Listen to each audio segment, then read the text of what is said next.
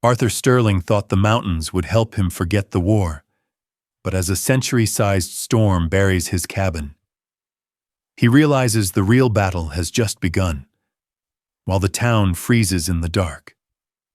A strange warmth rises from beneath Arthur's floorboards.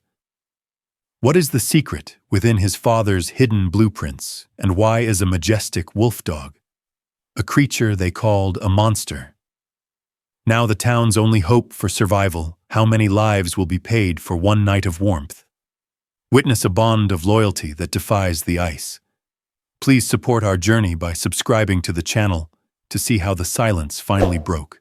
Ladies and gentlemen, please subscribe, and if you're already with us, don't be shy.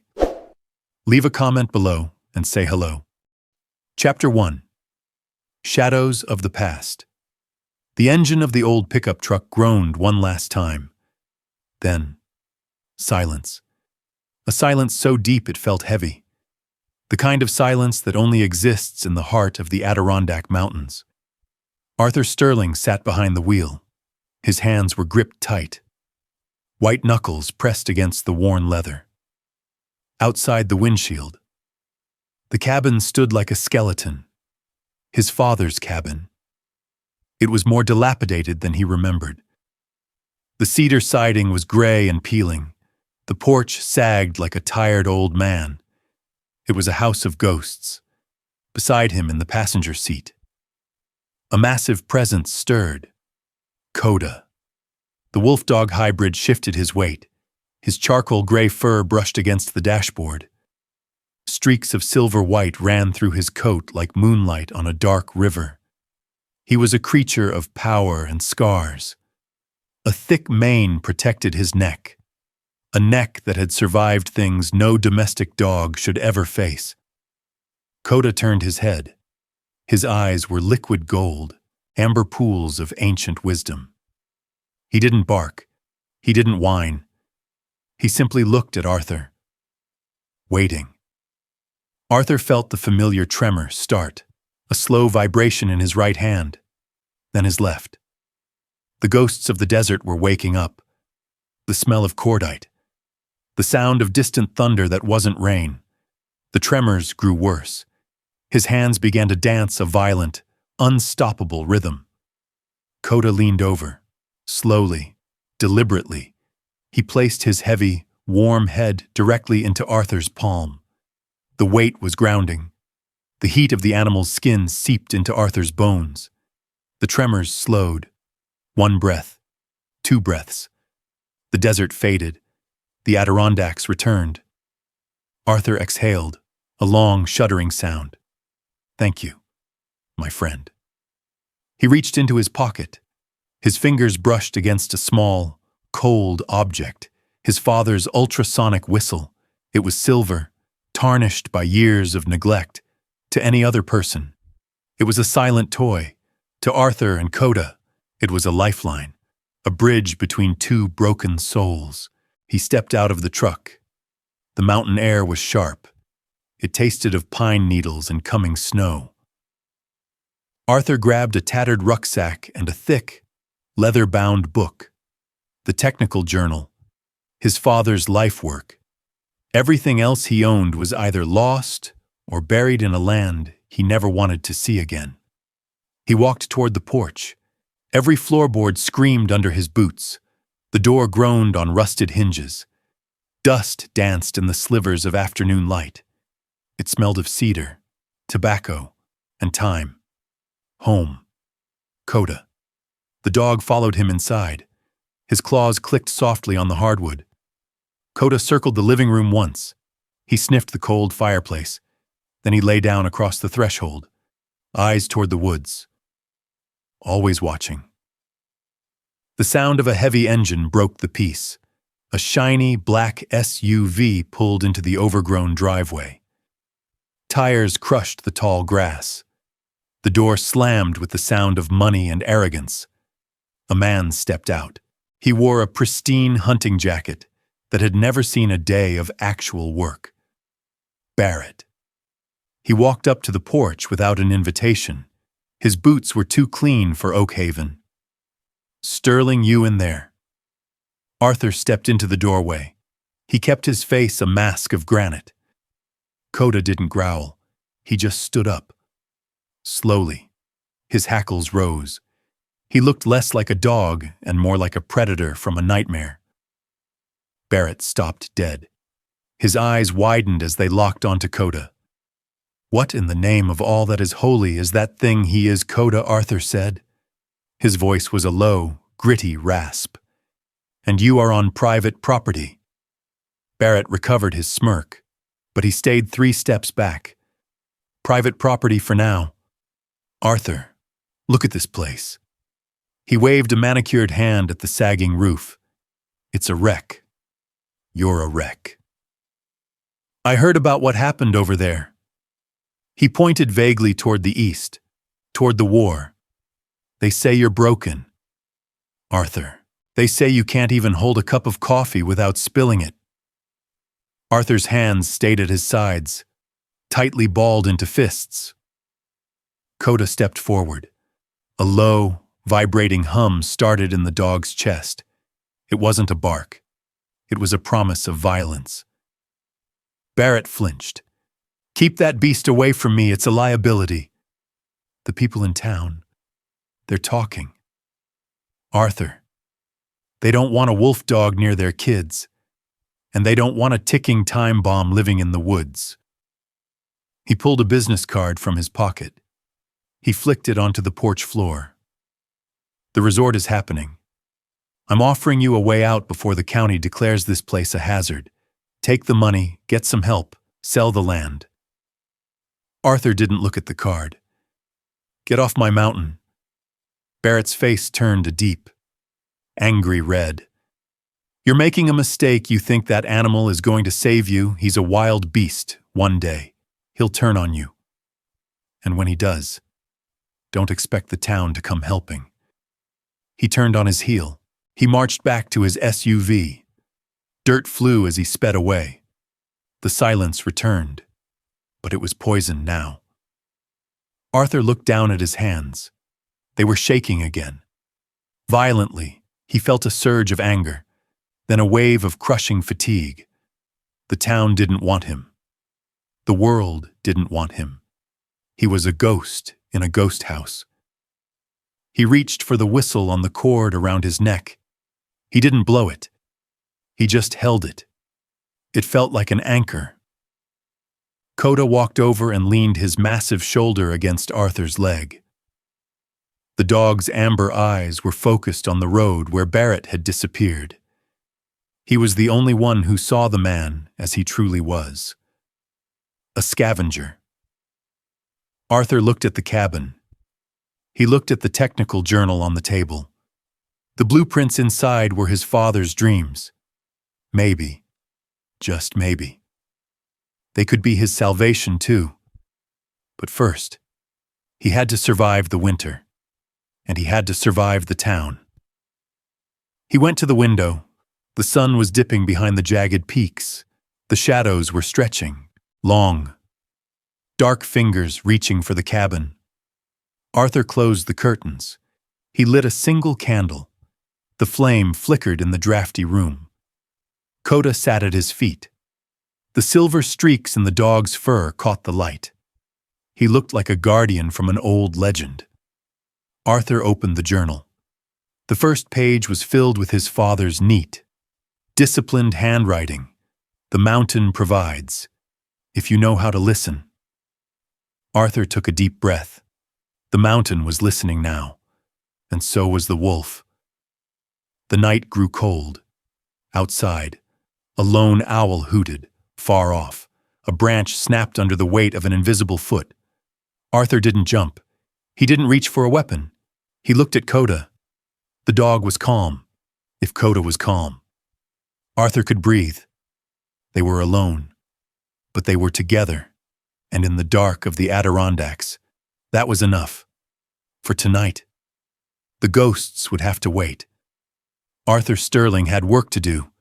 He had a legacy to build, and a friend to protect. The journey had begun, under the watchful eyes of the amber suns, in the silence of the pines. Chapter 2. The Madman's blueprint. The morning air in the Adirondacks did not just drift, it bit. It arrived with a sharpened edge that reminded every living thing that winter was no longer a threat. It was a promise. Arthur Sterling sat at the small wooden table. The technical journal lay open. The leather cover was cracked. The pages smelled of old ink and the faint, lingering scent of his father's pipe tobacco. He turned a page. Then he stopped. His eyes locked onto a sketch. It was different from the other entries. The lines were precise, almost urgent. It was a blueprint for a thermosiphon, a system designed for natural thermal convection, heat that moved like a heartbeat, without pumps, without electricity, driven only by the laws of nature and the rising of warmth. Arthur traced the copper coils with his thumb. His father had never finished it. The notes ended abruptly at the bottom of the page. A single sentence was written in the margin. The mountain takes the heat, but the earth can hold it. Arthur looked at the floorboards. They were cold. The cabin was a sieve for the wind. He looked at Koda. The wolf dog was stretched out by the door. The silver streaks in his charcoal fur caught the morning light. Koda watched him. The amber eyes were steady, encouraging. Arthur stood up. The decision was made. He didn't need a resort. He didn't need Barrett's money. He needed to finish what his father started. The work began with a shovel and a pickaxe. Arthur tore up the central floorboards. Beneath the cabin lay the dark, frozen earth of the Adirondacks. He began to dig. Every strike of the pickaxe sent a jolt through his arms. His hands trembled. Not from the PTSD this time, but from the sheer weight of the labor. Koda was not a spectator. When Arthur moved the heavy bowdlers from the crawl space, Koda was there. The wolf dog lowered his massive head. He gripped the heavy ropes in his powerful jaws. He pulled. Muscles rippled under that thick, shaggy coat. The dog had the strength of a titan. Together, man and beast moved the earth. Days blurred into a cycle of sweat and stone. Arthur's back ached. His lungs burned from the dust. But for the first time in years, the voices of the war were quiet. The sound of the shovel was louder than the sound of the mortar fire. He began the plumbing. Rolls of copper pipe arrived in his rusted truck. They were bright and shining, a stark contrast to the gray woods. Arthur measured. He cut. He soldered. The smell of hot metal filled the air. He was building a closed loop, a network of veins that would carry the lifeblood of the house. One afternoon, the sound of gravel crunching signaled a visitor. Arthur didn't stop. He was kneeling in the dirt, torching a copper joint. The flame hissed. "Look at this, boys." Barrett's voice was like sandpaper on silk. He wasn't alone. He had brought 3 men from the town. Local hunters with calloused hands and suspicious eyes. Barrett stood at the edge of the hole. He looked down at Arthur. "I heard you were digging a grave." "Sterling, I didn't believe it until now." The men behind him laughed, a low, mean sound. "It's a heater," Arthur said. He didn't look up. He focused on the blue tip of the flame. "A heater," Barrett scoffed. He stepped closer. His boots kicked a clod of dirt into the trench. "That's a copper coffin. That's what that is. You think those pipes can handle a New York winter the first freeze will hit. Those pipes will turn to ice. And then boom." He made an explosion gesture with his hands. "You'll be sitting in a flooded basement in 40 below weather. You're a fool." "Arthur, your old man was a dreamer. But you're just a madman." The laughter grew louder. One of the hunters spat on the ground. "My granddad said the Sterlings were always half-cracked, building toys while the rest of us cut wood." Arthur's hand tightened on the torch. The tremor started, a slow, rhythmic shake in his wrist. He tried to breathe through it. The desert heat tried to crawl back into his mind. Then, a shadow moved. Koda stepped out from the darkness of the porch. He didn't growl. He didn't snap. He simply walked to the edge of the trench, directly in front of Barrett. Koda stood tall. His frame was massive. The silver-white vet on his chest looked like armor. He fixed his amber eyes on Barrett's throat. It was an imposing, silent stare. The stare of a wolf that had seen the end of the world. The laughter died instantly. Barrett took a step back, then another. "Keep that animal on a leash. Sterling, I'm telling you, he's a menace." Arthur finally looked up. His eyes were cold, harder than the copper in his hands. "He isn't on a leash, because he's the only one here with any sense." Barrett wiped his face, trying to regain his dignity. "Enjoy your pipes, Madman. When the storm comes, and it will, don't come looking for a warm bed in Oakhaven. You've made your choice." The black SUV sped away, tossing mud against the side of the cabin. Arthur sat in the silence. The tremor in his hand was still there. He felt the weight of the town's judgment. It was heavier than the stones. The isolation was a wall, high and thick. Koda walked down into the trench. He nudged Arthur's shoulder with his nose, a soft, gentle pressure. Arthur dropped the torch and buried his face in Koda's thick mane. The fur was coarse. It smelled of pine and earth. "They don't understand. Koda, they don't know what we saw." He pulled back and looked at the blueprint again. It wasn't just about heat anymore. It was about a legacy. His father had seen a way to survive without being a slave to the grid, without being a slave to men like Barrett. Arthur took the solder and the iron. He went back to work. The sun began to set.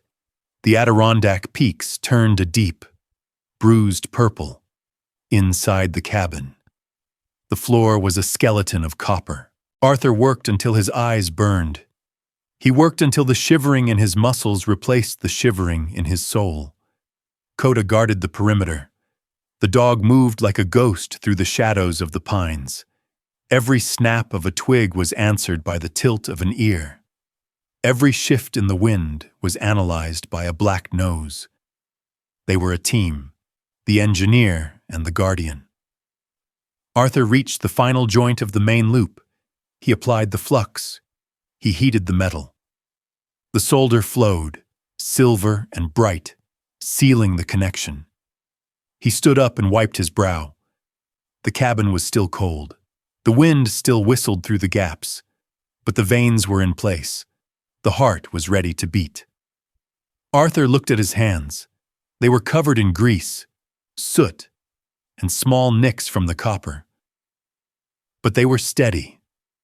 For the first time since he had crossed the ocean back to American soil, they were steady. He walked to the porch and looked out at the dark woods. The town of Oakhaven was a cluster of lights in the distance. They thought he was crazy. They thought he was broken beyond repair. Maybe he was. But as he felt Koda's warm flank press against his leg, Arthur knew one thing. The mountain didn't care about Barrett's resort. The mountain didn't care about town gossip. The mountain only respected those who prepared for its wrath. Arthur Sterling was preparing, and he wasn't doing it alone. He looked up at the stars, cold, brilliant, distant. He felt a strange, quiet peace. The madman's blueprint was no longer just ink on paper. It was a map to his own survival. Under the watchful gaze of the wolf dog, Arthur Sterling went back inside to wait for the frost. Chapter 3. Echoes from the frozen front. The wind rattled the window pane of the cabin. It was a hollow, mournful sound. Arthur Sterling sat by the dim light of a lantern. The heat from his unfinished system was not yet flowing. The cold was deep. It was the kind of cold that seeped into the marrow. It was a trigger. Arthur closed his eyes. The sound of the Adirondack wind began to change. It grew louder, harsh, violent. The smell of pine faded. It was replaced by the acrid scent of burning diesel and frozen metal. He was no longer in New York. He was back in the high mountain passes of a distant war. The unit was pinned down, not by the enemy, but by a storm that had turned the world into a wall of white. The radio was dead. The Humvee was a block of ice. Men were shivering. Their breath came out in ragged, gray clouds. He saw their faces, young men, terrified. Their skin was turning a ghostly, waxy blue. "We are going to freeze." "Sarge." The voice was small, frail. Arthur did not accept that. He was an engineer. He looked at the dead engine of the transport truck. He looked at the barrels of heavy oil in the back. His mind raced through the physics of heat. He grabbed a wrench with fingers he could barely feel. He stripped the cooling lines from the engine. He scavenged copper tubing from the communications gear. He worked in the dark, guided only by the frantic beat of his own heart. He built a loop, a crude, ugly circle of metal and rubber. He filled it with engine oil. He lit a small, controlled fire beneath a metal pan. The oil began to move. Slowly, the heat traveled through the scavenged pipes. The men huddled around the glowing metal. It was a miracle of physics. It was the difference between a pulse and a grave. But Arthur had stayed outside too long. He had given his gloves to a younger soldier. His core temperature was dropping. He slumped against the side of the truck. The sleep of the frozen began to pull at his eyelids. Then, a weight pressed against him. A massive, furry body leaned into his chest. Koda. The wolf dog had been a pup then, part of the experimental canine unit. Koda did not leave him. The dog wrapped his heavy body around Arthur. He tucked his nose under Arthur's chin. The heat from Koda's charcoal fur was a furnace. The silver-white mane acted as a shield against the biting gale. Koda's heartbeat was steady. Thump, thump, thump. It was the drum that marched Arthur back from the edge of death. They survived that night, bound together by a debt that no man could ever repay. Arthur's eyes snapped open. He was back in the Adirondacks. His hands were shaking, a violent, rhythmic tremor. Koda was there. The dog was standing over him, amber eyes glowing in the lantern light. Koda nudged Arthur's hand, reminding him, "I am here. We are here." Arthur took a long, deep breath. The sun was rising. He needed supplies. He needed the last of the fittings to complete the loop. He climbed into his old truck. Koda jumped into the back, standing tall. His tail with the white tip flicked against the cold air. They drove into Oakhaven. The town felt smaller than usual, colder. Arthur pulled up to the hardware store. He saw a black SUV parked across the street. Barrett.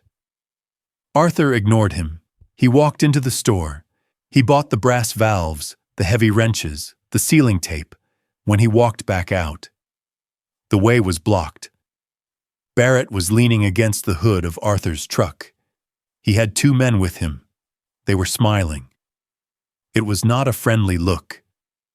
"You're still at it?" Sterling Barrett asked. He didn't move. "The hardware store owner says you're buying out his stock of brass. Why bother? The bank is going to take that cabin by spring anyway." Arthur tried to walk around him. Barrett stepped into his path. He put a hand on Arthur's chest. "I'm talking to you, soldier boy." You think you're better than us? Coming back here with your scars and your secrets? Arthur's hands began to shake. The tremor was visible now. Barrett noticed it. He laughed. Look at him. He can't even hold a bag of bolts. You're a hazard. Arthur, to yourself and to this town. The men behind Barrett stepped closer. The air grew thick with a threat of violence. Then, a sound came from the bed of the truck. It was not a bark. It was a low, vibrating rumble, a sound that seemed to come from the very earth itself. Koda stood up. He walked to the edge of the truck bed.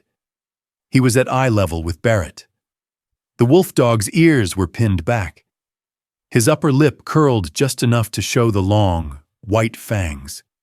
His amber eyes were locked on Barrett's eyes. It was a commanding, deadly stare. The growl grew louder. It was the sound of a predator that had hunted in the shadows of the world. It carried the weight of the frozen front. Barrett's smile vanished. He took a frantic step back. His heel caught on the curb. He nearly fell. The two men behind him scrambled away. They saw the power in Koda's chest, the scars on his mane. This was not a pet. "Keep that beast back," Barrett yelled. His voice was thin, high-pitched. Arthur looked at Barrett. His hands were suddenly steady. The presence of Koda was like a shield around his soul. "He doesn't like bullies," Arthur said. Koda leaped down from the truck. He landed silently on the pavement. He stood between Arthur and the three men. He was a wall of charcoal gray and silver, a guardian that could not be moved. Barrett scurried to his SUV. He didn't look back. The tires screeched as he sped away from the hardware store. Arthur stood in the quiet street. A few locals watched from the windows of the cafe. They saw the man. They saw the wolf. They saw a bond they could not understand. Arthur reached down. He buried his fingers in Koda's thick neck fur. The warmth was the same as it had been on that frozen night in the mountains. He realized something then, something deep. He wasn't just building a heating system. He wasn't just fixing an old cabin. He was building a fortress, a place of safety. Not for himself, but for Koda. The town saw a monster. Arthur saw the only living being who had ever truly known his heart. Koda had saved him from the ice. Now, Arthur would save Koda from the world. They drove back toward the cabin. The mountain loomed ahead. It looked protective. The Adirondacks were not just a place to hide. They were a place to stand.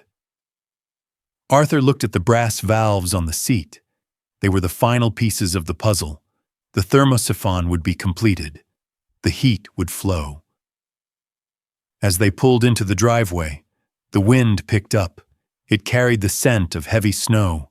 The big one was coming. Arthur could feel it in his bones. He looked at Koda. The dog was watching the forest. Alert. Majestic. "We're ready," Arthur whispered. He didn't need the town. He didn't need Barrett's approval. He had the journal. He had the copper. And he had the wolf. The ghosts of the frozen front were still there. They would always be there. But tonight, they would not be cold. Arthur grabbed his tools. He walked into the cabin with a purposeful stride. The work was almost done. The fortress was almost ready. Let the storm come. Chapter 4. The White Fury and the Silent Call. The sky over the Adirondacks did not turn gray. It turned a bruised, heavy purple. The air grew deathly still, as if the mountain itself was holding its breath.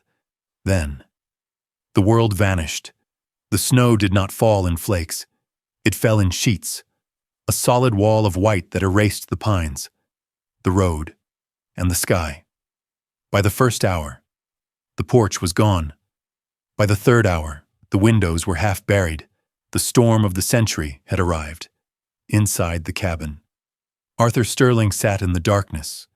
The power grid had failed long ago. The hum of the modern world was dead. Across the valley, in Oak Haven, the electric pumps had stopped. The smart thermostats had gone black. The modern homes were turning into elegant, wooden tombs of ice. But in Arthur's cabin, something was moving, the thermosiphon. The oil in the copper pipes began to churn, driven by the simple magic of heat rising. Arthur touched the floorboards. They were warm. The system was breathing, a steady, silent pulse of life against the howling void outside. Koda stood by the heavy oak door. He was not resting. His charcoal fur was bristling. The silver-white streaks on his back seemed to shimmer in the low lantern light. His ears were tilted forward, filtering the roar of the wind. Suddenly, Koda erupted, a sharp, piercing bark. It was not a warning for an intruder. It was an alarm. He paced to the window and scratched at the frosted glass. He looked back at Arthur, his amber eyes wide and urgent. Then he let out a low, mournful howl that cut through the gale. Arthur stood up. He knew that sound. It was the call of a scout who had found a casualty. He moved to the window and cleared a small patch of ice. He saw nothing but white chaos, but Koda was focused on the ravine, the steep, dangerous drop near the edge of the property. Arthur grabbed his heavy parka. He checked his gear. He reached for the silver cord around his neck, the ultrasonic whistle. "Show me." Koda. The moment they stepped outside, the wind tried to knock them down. It was a physical force. Visibility was zero. Arthur could not see his own boots.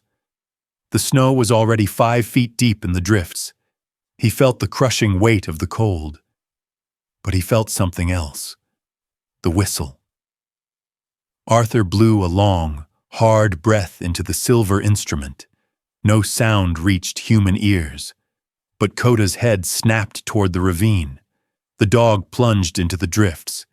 He became a gray ghost in the white sea. Arthur gripped a safety rope tied to the porch and followed. He relied entirely on the silent bond. He blew the whistle again. Short, sharp bursts, directional cues that only the wolf dog could decode. They reached the edge of the abyss. Below them, a flicker of metal. A black SUV lay overturned. Its wheels were still spinning slowly in the wind. Barrett's truck. The vehicle was nearly submerged in the rising tide of snow. Koda didn't hesitate. He slid down the icy embankment. Arthur scrambled after him, sliding, falling, choking on the frozen air. They reached the wreckage. The driver's side door was crushed. Inside, Barrett was slumped against the steering wheel. His skin was waxy. His eyes were half closed. The cold had already begun to claim him. As Koda lunged toward the broken window to grab Barrett's jacket, a sound tore through the air. A jagged piece of the torn doorframe caught Koda's hind leg. The metal was sharp. It sliced deep into the muscle. Arthur saw the dark stain instantly blooming on the charcoal fur. A small, quick whimper. Then, he growled. The dog ignored the pain. He ignored the blood. He gripped Barrett's heavy coat in his powerful jaws. With a heave of his massive shoulders, he began to pull. Arthur reached in, heaving with everything he had. Together, they dragged the semi-conscious man out of the metal trap. The climb back up was a nightmare. Every step was a battle against gravity and the wind. Koda was limping. His blood left a trail of crimson stars on the pristine snow. But the wolf dog refused to falter. He kept his grip on Barrett's sleeve, assisting Arthur with the dead weight of the man. Arthur blew the whistle one last time. The return signal. Koda found the rope. He led them back through the blinding whiteout. Guided by a frequency that bypassed the storm, when they finally burst through the cabin door, they collapsed. Arthur dragged Barrett toward the center of the room. The floorboards were radiating heat. The thermosiphon was working. The cabin was a sanctuary of gold and wood. Arthur didn't look at Barrett first. He turned to Koda. The dog was lying on the rug, breathing in heavy, ragged gasps. The wound on his leg was deep. The silver-white tip of his tail was tucked tight, but his amber eyes remained fixed on Arthur. Patient, loyal, Arthur knelt in the heat. He pulled his medical kit from the shelf. He looked at the man he had saved. Then he looked at the animal who had done the impossible. Outside, the storm screamed in frustration. But inside, the lighthouse was holding. Chapter 5. The Glowing Hearth and Awakening. The cabin was an island in a sea of white. Inside, the air was thick with the scent of cedar and the humming of the pipes. Arthur Sterling hauled the unconscious body of Barrett across the threshold. He kicked the door shut. The roar of the storm was silenced by 4 inches of solid oak. He dragged Barrett toward the center of the living room. The floorboards were not just dry. They were radiating a deep, persistent heat. The thermosiphon system was working perfectly. The oil cycled through the copper veins beneath the wood, a silent heart beating for a dying man. Arthur stripped away Barrett's frozen coat. The man's skin was the color of wood ash. His breathing was a shallow, wet rattle. Arthur laid him directly on the warm planks. The heat began its work. Slowly. The waxy blue tint in Barrett's fingers began to fade, but Arthur's focus shifted. Koda. The wolf dog had collapsed near the hearth. The charcoal fur on his hind leg was matted with dark, frozen crimson. The gash from the jagged metal was long and deep. Koda's chest heaved. His amber eyes were half-lidded with exhaustion, but he did not whimper. Not once. The sound of the radio on the counter crackled with static. A desperate voice broke through the white noise. "Is anyone receiving? This is Oakhaven Central. The shelters are failing. The generators are frozen. We have families in the north sector with no heat. If you can hear this, stay alive." Arthur looked at the window. The snow was piling up against the glass like a rising tide. He knew those families. They were his neighbors. The people who had called him a madman. The people who had feared his dog.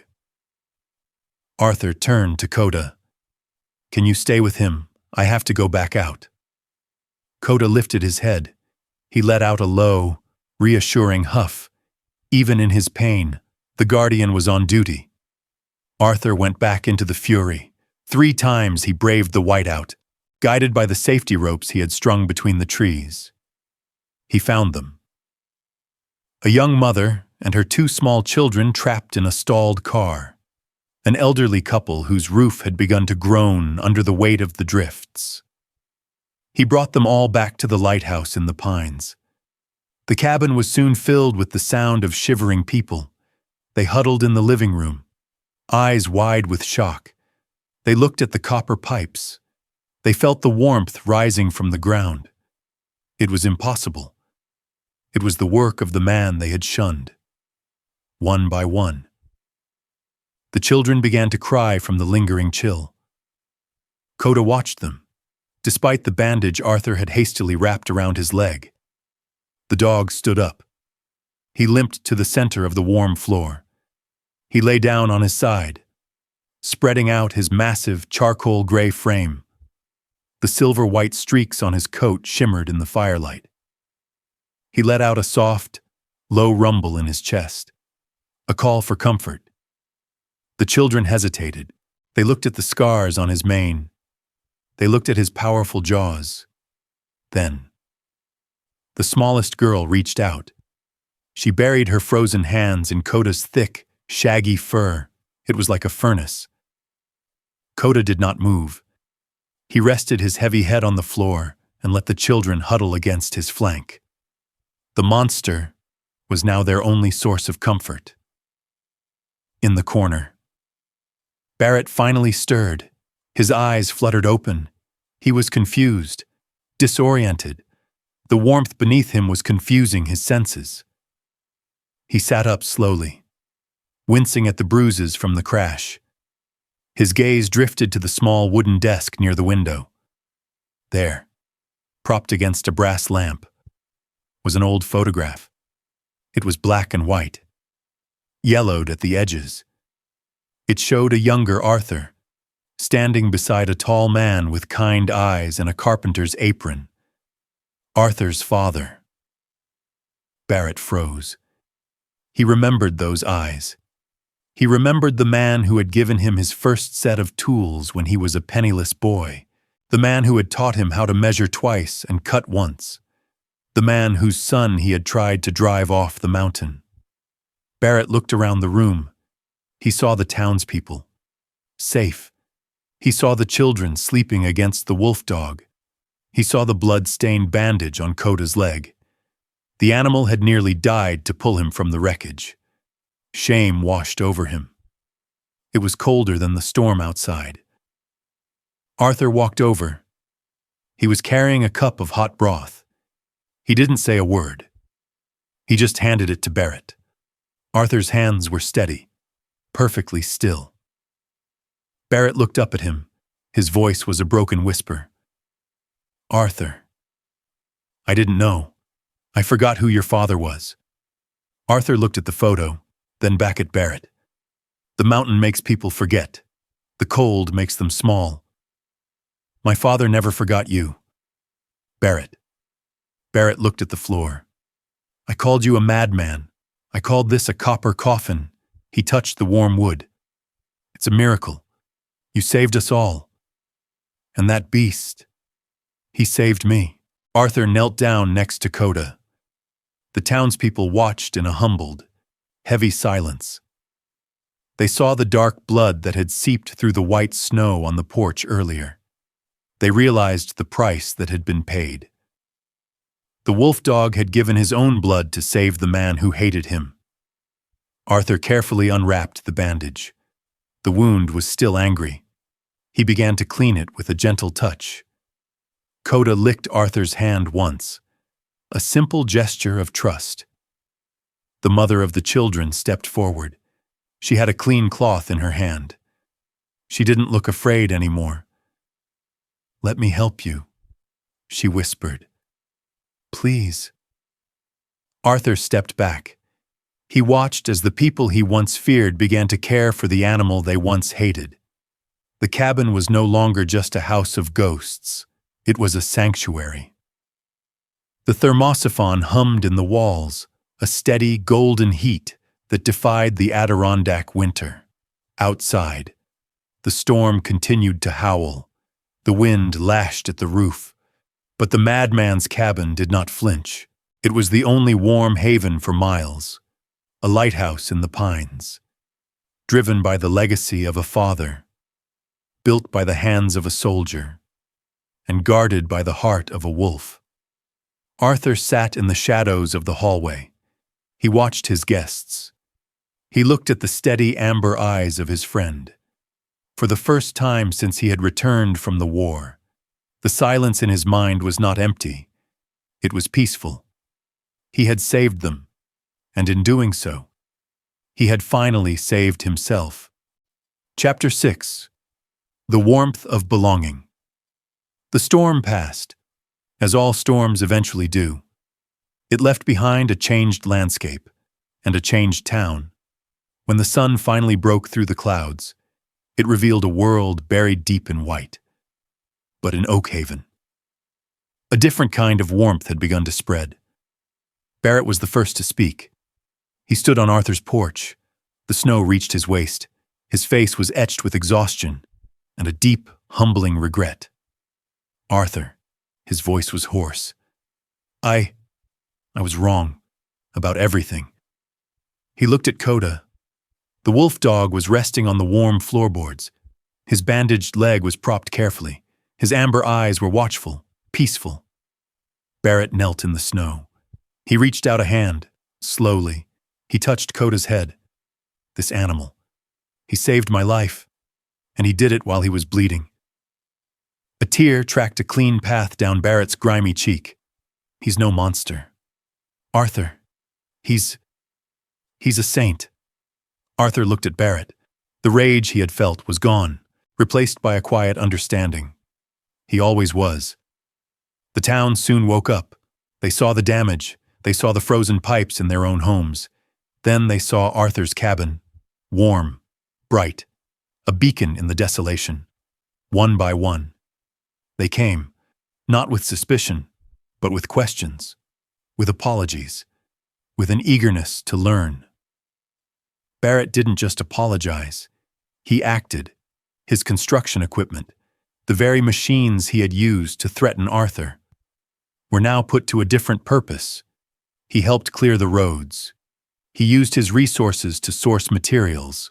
He worked alongside Arthur, digging, plumbing, installing, together. They brought the thermosiphon to the most vulnerable homes in Oakhaven. The elderly, single mothers, families who had lost everything to the storm. Arthur taught them the principles of natural heat. He showed them how to harness the earth's warmth. He built a community, one copper pipe at a time. Koda became a legend, not a monster. The children no longer ran from him. They brought him scraps from their tables.